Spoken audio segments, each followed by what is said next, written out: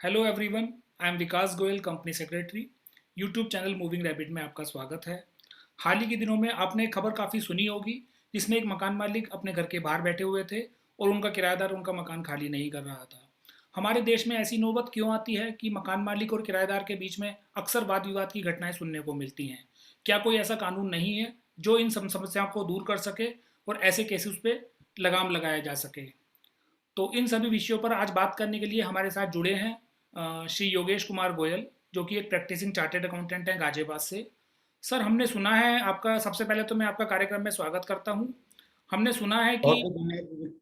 बहुत बहुत धन्यवाद विकास जी। हमने सुना है टेनेंसी एक्ट के बारे में। तो आप थोड़ा सा इस पे बताएं कि ये एक्ट क्या है और ये किन जगहों पर लागू होता है।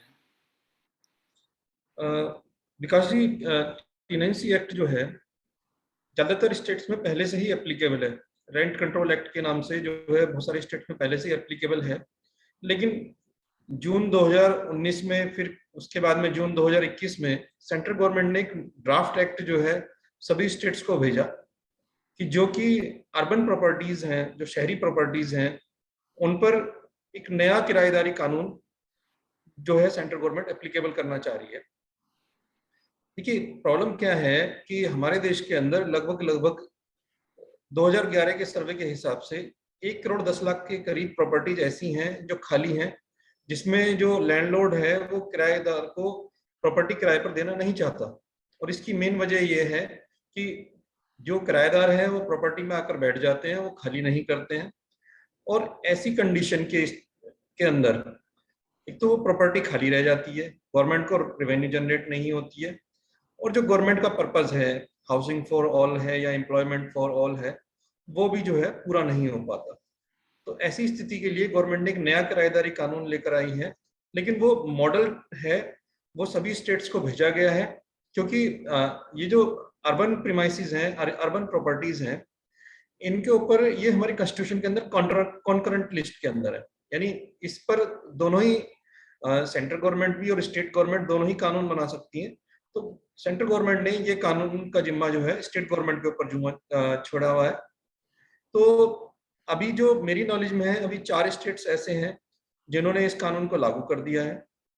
वो है यूपी, आसाम, आंध्र प्रदेश और तमिलनाडु। और बाकी स्टेट्स जो है वो पाइपलाइन के अंदर हैं कि वो इस नए कानून को लागू करना चाह रहे हैं। ठीक है सर। सर, तो क्या मतलब थोड़ा सा आप बताएंगे संक्षेप में कि इस कानून का बेसिक उद्देश्य क्या है सरकार का? देखिए, कानून का जो किसी भी कानून का उद्देश्य जो है उस कानून के अंदर ही लिखा हुआ होता है। तो अगर हम यूपी की बात करें, तो यूपी के कानून में ये लिखा हुआ है कि भाई कि इनका उद्देश्य है कि रेगुलराइज करना टेनेंसी को, जो कि अर्बन प्रॉपर्टीज हैं उनको टेनेंसी को रेगुलराइज करना, और एक ऐसा मैकेनिज्म बनाना कि जिससे कि जो है जो लैंडलॉर्ड हैं और टेनेंट हैं उनके बीच के जो आपस के डिस्प्यूट्स हैं उनको जल्दी से रिजॉल्व किया जा सके। लेकिन ये तो जो जो कहा गया है ये ऑब्जेक्ट्स हैं। लेकिन इसके अलावा भी बहुत सारे ऑब्जेक्ट्स हैं इसके। नंबर 1, कि जैसे कहा गया कि 1 करोड़ 10 लाख प्रॉपर्टी जो 2011 में खाली थी, अगर वो प्रॉपर्टी किराए पर चली जाती हैं, तो अगर उसका ऑब्जेक्ट्स देखें तो बहुत सारे ऑब्जेक्ट्स वो गवर्नमेंट की सर्व करती हैं। नंबर 1, जैसे हमारे प्राइम मिनिस्टर साहब ने भी कहा कि हाउसिंग फॉर ऑल। अब हाउसिंग फॉर ऑल का मतलब ये नहीं हो सकता कि जो है सबके लिए मकान बना कर दिए जाए। अगर ऐसी कंडीशन आती है कि सबको जो है मकान भी किराए पर भी अवेलेबल करा दिया जाए, that is housing for all, तो एक पर्पज तो वो सॉल्व हो जाएगा। दूसरा, अगर मतलब कमर्शियल प्रॉपर्टी है, वो खाली पड़ी है और कोई उसे किराए पर ले लेता है, अपना एम्प्लॉयमेंट कर लेता है, तो एक एम्प्लॉयमेंट की जो प्रॉब्लम है वो भी जो रिजॉल्व हो जाती है। तीसरी बात ये, जो उससे इनकम अर्न होगी, रेंटल इनकम अर्न होगी, वो चाहे उस पर जीएसटी लगे चाहे इनकम टैक्स लगे, तो सेंट्रल गवर्नमेंट के लिए एक इनकम का सोर्स जनरेट होगा, स्टेट गवर्नमेंट के लिए एक इनकम का सोर्स जनरेट होगा। इसके अलावा भी अगर और भी चीजें देखी जाएं, तो देखिए कि इन कानूनों में क्या लिखा हुआ है कि ये एग्रीमेंट रजिस्टर्ड होने चाहिए। जब एग्रीमेंट रजिस्टर्ड कराने जाएंगे तो वो प्रॉपरली स्टाम्प्ड होंगे, तो जो स्टेट गवर्नमेंट्स हैं उन्हें स्टाम्प ड्यूटी भी मिलेगी। तो ये बहुत सारी चीजों को, मतलब ये विन विन सिचुएशन है अलग अलग कंडीशंस के अंदर। तो इसमें सबका फायदा है। और ये मैं तो एक वेलकम स्टेप मानूंगा गवर्नमेंट का कि ये मॉडल टेनेंसी एक्ट को इन्होंने एप्लीकेबल किया है। बिल्कुल सर। तो सर आप ये कह रहे हैं कि ना केवल ये सरकार के लिए लाभदायक है, बल्कि आम नागरिकों के लिए भी काफ़ी फ़ायदे का सौदा साबित हो सकता है। जी। तो जैसे आपने बताया कि ये कंकरेंट लिस्ट में आती है टेनेंसी एक्ट, तो इसको मतलब सेंट्रल एक्ट कहा जाएगा या स्टेट का एक्ट कहा जाएगा, या थोड़ा इसको विस्तार में समझाएं कि किस तरह से कुछ राज्य इसको लागू कर रहे हैं, कुछ राज्य नहीं लागू कर रहे हैं। तो थोड़ा सा इसको कृपया विस्तार में बताएं। देखिए, ये कानून क्या है कि मिनिस्ट्री ऑफ हाउसिंग ने एक ड्राफ्ट जो है एक्ट बनाकर भेज दिया है, इसका नाम रखा है मॉडल टेनेंसी एक्ट। और क्योंकि एक्ट को जो है इम्प्लीमेंट करने की जिम्मेदारी स्टेट गवर्नमेंट की है, तो स्टेट गवर्नमेंट उस ड्राफ्ट एक्ट के अंदर अपने हिसाब से चेंजेस करने के बाद में अपनी लेजिस्लेटिव से जो है अप्रूव कराने के बाद उनको अपने स्टेट्स में इम्प्लीमेंट कर देंगे। तो ये स्टेट वाइज एक्ट है, ना कि सेंट्रल एक्ट है। सेंट्रल गवर्नमेंट ने तो केवल इतना किया है कि उनको एक ड्राफ्ट बनाकर दे दिया है कि भाई आप इस तरह से इस एक्ट को एप्लीकेबल कर सकते हैं या इसमें ये चीजें डाल सकते हैं। जी। जहाँ तक मैं समझता हूँ कि इस कानून के बारे में काफ़ी कुछ जानने पढ़ने को नहीं मिलता है, ना ज़्यादा खबरों में आता है, ना मीडिया में आता है। तो ये क्या बहुत नया कानून है, या कब लागू किया था, थोड़ा बताएं। देखिए, अगर मैं बात करूं यूपी की, तो यूपी में ये कानून 11 जनवरी 2021 को आ चुका था। ये थ्रू ऑर्डिनेंस आया था, बाद में जो है इसको एक्ट बना दिया गया पार्लियामेंट के लेजिस्लेटिव के थ्रू। तो यूपी में तो ये एप्लीकेबल हो चुका है 11 जनवरी 2021 से ही। बाकी स्टेट्स में अलग अलग डेट्स पर इन्होंने इसको इम्प्लीमेंट किया है। ओके। तो सर ये कानून क्या सभी संपत्तियों पर लागू होता है, या कुछ ऐसी संपत्तियां भी हैं जिस पर ये कानून लागू नहीं होता है? देखिए, ये कानून जो है, पहली बात तो जो अर्बन प्रॉपर्टीज है उन पर ही लागू होता है। इसके अलावा इस कानून के अंदर कुछ छूट दी गई है। छूट दी गई है उन संपत्तियों पर जो स्टेट गवर्नमेंट की हैं, सेंट्रल गवर्नमेंट की हैं, या जो वक्फ की संपत्ति हैं, या किसी ट्रस्ट की संपत्ति हैं। इसके अलावा गवर्नमेंट की जो अपनी इंटरप्राइजेज हैं या कंपनीज हैं जो 100% गवर्नमेंट ऑन है, या फिर इवन जो कंटोनमेंट बोर्ड की प्रॉपर्टीज हैं उन पर भी छूट दी गई है। लेकिन अगर सेंट्रल गवर्नमेंट चाहे, स्टेट गवर्नमेंट चाहे, कोई भी अगर ये गवर्नमेंट चाहती है कि उसकी ये प्रॉपर्टी जो किराए पर उसने दी हुई है वो इस एक्ट के तहत आना चाहे, तो वो नोटिफिकेशन, वो रेंट अथॉरिटीज को इसके बारे में नोटिफाई कर सकती हैं कि भी हम इस एक्ट के अंदर आना चाहते हैं, तो वो प्रॉपर्टीज भी इस एक्ट के अंदर आ जाएंगी। लेकिन कुछ प्रॉपर्टीज ऐसी हैं जो नहीं आएंगी, जैसे लोग होटल चलाते हैं, इन चलाते हैं, गेस्ट हाउस चलाते हैं, धर्मशाला चलाते हैं, या इंडस्ट्रियल प्रॉपर्टीज हैं, वो इस एक्ट के अंदर नहीं आएंगी। एक खास बात जरूर है यूपी के कानून के अंदर कि उन्होंने जो है रेजिडेंशियल कमर्शियल के साथ साथ एजुकेशनल प्रॉपर्टीज को भी जो है इस एक्ट के अंदर शामिल किया है। ओके। तो आप ये कह रहे हैं कि कुछ तरह की संपत्तियां हैं जिसको सरकार ने एग्जेम्पशन दिया हुआ है टेनेंसी एक्ट के अंदर। तो इस एग्जेम्पशन को क्या हम ऐसे समझ सकते हैं कि उन प्रॉपर्टीज को या उन संपत्ति को उसमें रजिस्ट्रेशन कराने का जरूरत नहीं है टेनेंसी एक्ट के अंदर? देखिए, रजिस्ट्रेशन कराने की जरूरत नहीं है, अगर वो, लेकिन वो चाहती हैं कि वो प्रॉपर्टी इस कानून के दायरे में आए, तो वो इस कानून के अंदर इन प्रॉपर्टीज को ला सकती हैं। तो सारे जो कानून हैं इसके रेंट एक्ट के, वो सारे एप्लीकेबल हो जाएंगे। हम्म। तो सर जैसे आपने रजिस्ट्रेशन का बात किया, तो क्या टेनेंसी एक्ट के अंदर कवर होने के लिए कोई रेंट एग्रीमेंट का होना जरूरी है, या क्या प्रक्रिया है इसको, अगर आप थोड़ा समझा पाएं? देखिए, यहाँ पर कंडीशन क्या है कि अगर हम देखें अलग अलग कानूनों को, कि हमारे यहाँ बहुत सारे कानून एप्लीकेबल हैं प्रॉपर्टी से रिलेटेड। एक है रजिस्ट्रेशन एक्ट, एक है ट्रांसफर ऑफ प्रॉपर्टी एक्ट, एक है स्टाम्प एक्ट, और अब ये टेनेंसी एक्ट आ गया।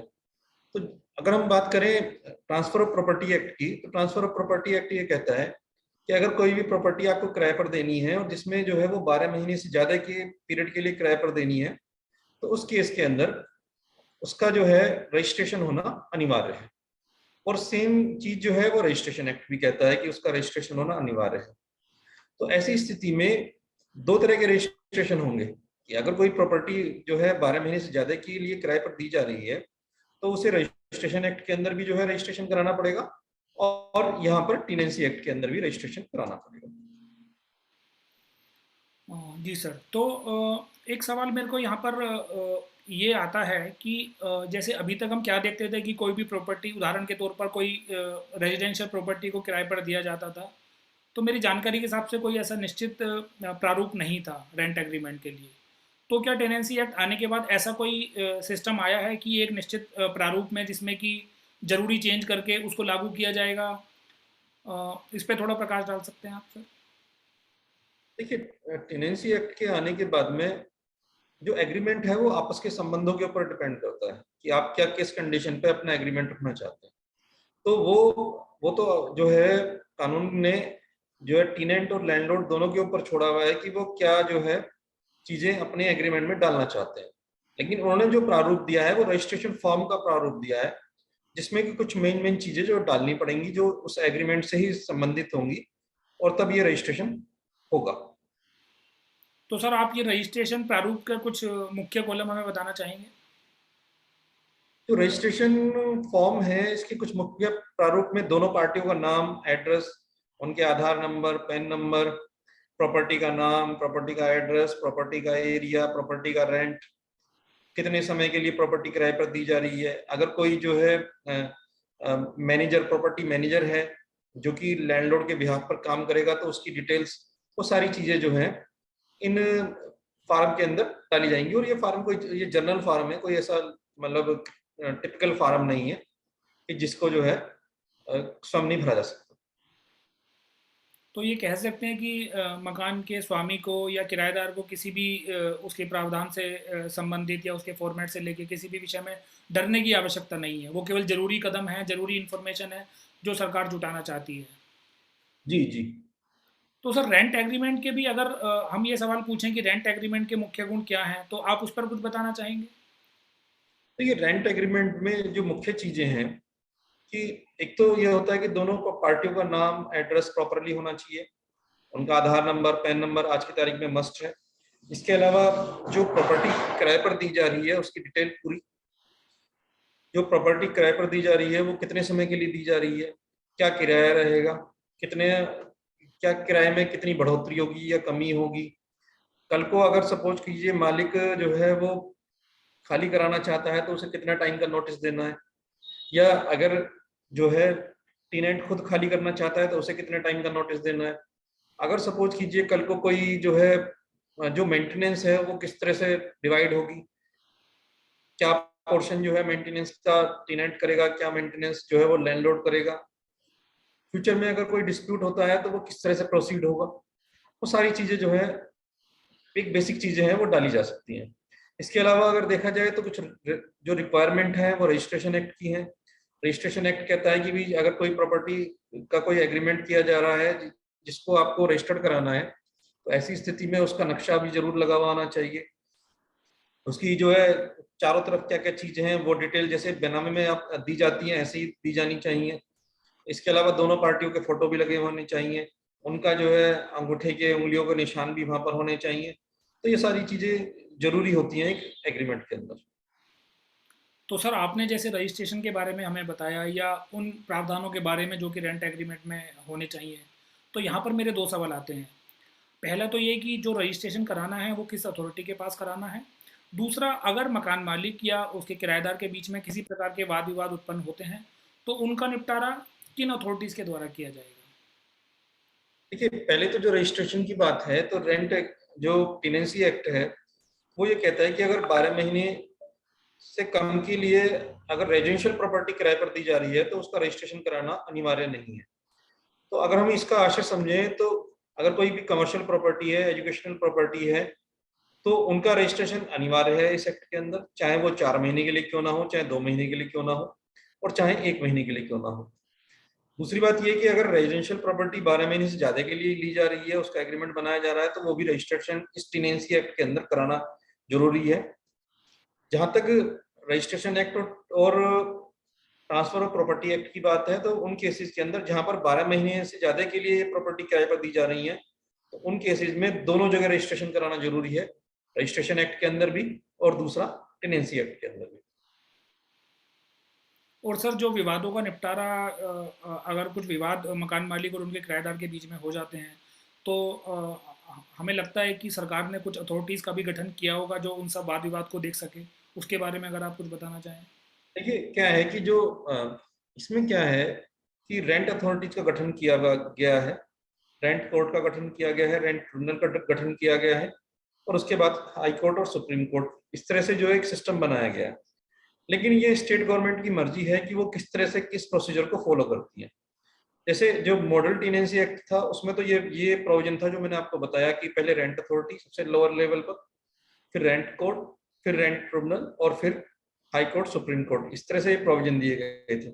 लेकिन जो उत्तर प्रदेश में इन्होंने टेनेंसी एक्ट दिया है उसमें रेंट कोर्ट का कोई इन्होंने प्रोविजन नहीं किया है। उन्होंने सीधा ही रेंट अथॉरिटी, रेंट अथॉरिटी के बाद में रेंट ट्रिब्यूनल और फिर हाई कोर्ट सुप्रीम कोर्ट, इस तरह का प्रोसीजर दिया हुआ है। तो उनसे जो है आप सबसे पहले जो है रेंट अथॉरिटी के पास जाकर अपना जो है अपना केस फाइल करके उनसे अपना डिसीजन ले सकते हैं। लेकिन इसमें पहली कंडीशन ये है कि आपका जो है एग्रीमेंट रजिस्टर्ड होना चाहिए टेनेंसी एक्ट के अंदर। अगर टेनेंसी एक्ट के अंदर आपका एग्रीमेंट रजिस्टर्ड नहीं है तो फिर उस कंडीशन के अंदर आप जो है आप इस एक्ट के अंदर नहीं आ सकते। तो सर उन राज्यों में जिनमें आपने बताया कि टेनेंसी एक्ट लागू हो चुका है, उदाहरण के तौर पे अगर हम उत्तर प्रदेश को ले लेते हैं, क्या ये समझा जाए कि उत्तर प्रदेश में उस एक्ट के लागू होने के बाद सारे जो ट्रांजैक्शन हैं प्रॉपर्टी के किराए से संबंधित वो टेनेंसी एक्ट में होंगे, या ऐसा हो रहा है, नहीं हो रहा है? इस पे आप थोड़ा सा अगर प्रकाश डाल पाएँ। देखिए कानून के हिसाब से तो जो भी प्रॉपर्टी अगर किराए पर दी जा रही है तो वो कंपलसरी है उनका रजिस्ट्रेशन होना। लेकिन क्योंकि बहुत ज्यादा जो है लोगों को इसके बारे में जानकारी नहीं है, तो अभी मेरी सुनने में नहीं आ रहा है कि लोग इसमें रजिस्ट्रेशन करा रहे हैं। सर ऐसा क्या कारण हो सकता है कि लोग अभी रजिस्ट्रेशन नहीं करा रहे हैं? क्या उनको जानकारी ही नहीं क्योंकि है, या वो किसी। अभी जान ये सर। अभी जानकारी भी नहीं है और अवेयरनेस कुछ, मुझे लगता है कि गवर्नमेंट ने भी जो है पब्लिक जो जो जो माध्यम है, संचार माध्यम है, उनके माध्यम से सूचना भी नहीं दी गई है प्रॉपरली। अगर सूचना दी जाएगी तो मैं समझता हूँ कि लोग भी जागरूक होंगे और इसमें रजिस्ट्रेशन कराएंगे। और हो सकता है ये जो वाद विवाद काफ़ी सुनने को मिलते हैं, देखने को मिलते हैं, एक संपत्ति के स्वामी और किराएदार के बीच में, उसको कम किया जा सके। जी। तो सर आपने काफ़ी विस्तृत जानकारी हमें टेनेंसी एक्ट के बारे में दी। आपका बहुत बहुत धन्यवाद इस प्रोग्राम में जुड़ने के लिए। सभी दर्शकों से अनुरोध है कि अगर आपके टेनेंसी एक्ट के संबंध में कोई सवाल हैं तो कमेंट बॉक्स में आप डाल सकते हैं, हम उन सवालों का जवाब देने की कोशिश करेंगे। और सर हम आपसे अनुरोध करते हैं कि आप दूसरे किसी प्रोग्राम में हमारे साथ ज़रूर जुड़िएगा, क्योंकि अभी हमारे पास सवाल बहुत सारे हैं और हम चाहते हैं कि इस एक्ट से संबंधित सभी जानकारी को हम अपने दर्शकों तक पहुंचाएं। आज के इस कार्यक्रम में इतना ही। आप सबसे अनुरोध है कि इसी विषय पर हमारी दूसरी सीरीज़ को देखने के लिए चैनल को सब्सक्राइब कीजिए, इस वीडियो को लाइक कीजिए, शेयर कीजिए। धन्यवाद। धन्यवाद सर। धन्यवाद।